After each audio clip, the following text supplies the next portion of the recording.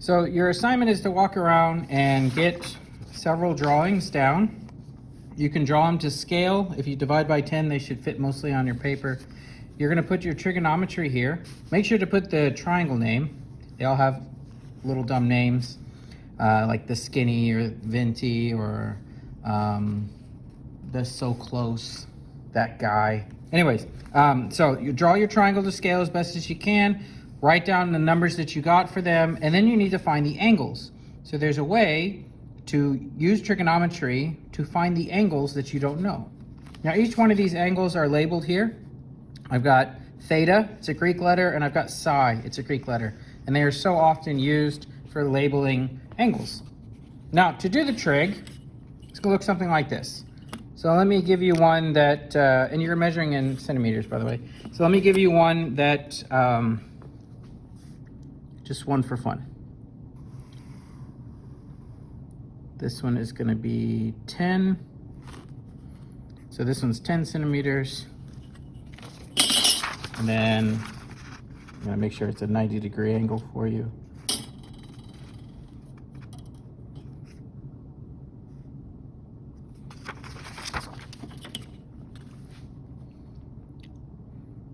Let's do 10 by 5.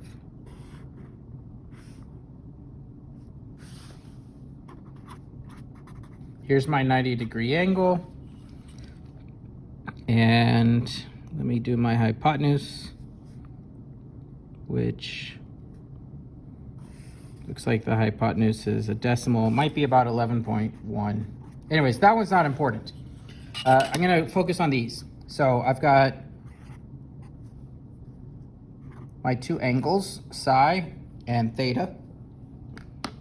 Now, what I used to be giving you is something where you're given one angle and one side, and then you use that to find your missing side. So if I didn't know this guy, I would say, oh, okay, I could say the tangent of theta is unknown or opposite divided by 10, right?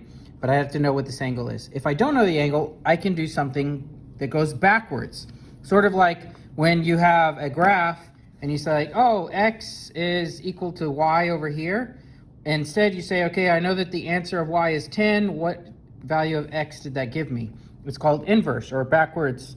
So to get this one, I'm going to work backwards, and that's called inverse. There's sine inverse, cosine inverse, and tangent inverse. And to find them, you just need to look over here above sine, cosine, and tangent. There's a green button here that says second, and it takes the sine inverse. See how it says cosine -1, tangent -1? That just means inverse. So it says, I know the ratio, but I need you to work backwards to get the angle. And that's what I'm gonna do here. I'm gonna set it up as the tangent inverse. And instead of the angle, I'm gonna put in the relationship that we have, the ratio, which is 5, which is opposite, over adjacent. That's gonna give me the angle theta.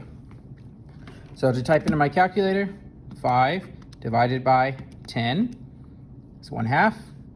And then I'm gonna just press second tangent. So theta equals 26.565, blah, blah, blah. Now I can use tangent inverse of the opposite direction. And that will give me theta, that will give me psi, or I can just realize that inside of a triangle is 180 degrees, and as long as I subtract 180 minus 90, I'll always get 90 for these two, and I subtract this, and I'll get the other one. So if I were to turn this in, I'd just round them to the whole number and say it's 27 for theta, and I would subtract 90 from 90 minus 27, and that would get me 63. And those would be my answers. And that's all that you need to do.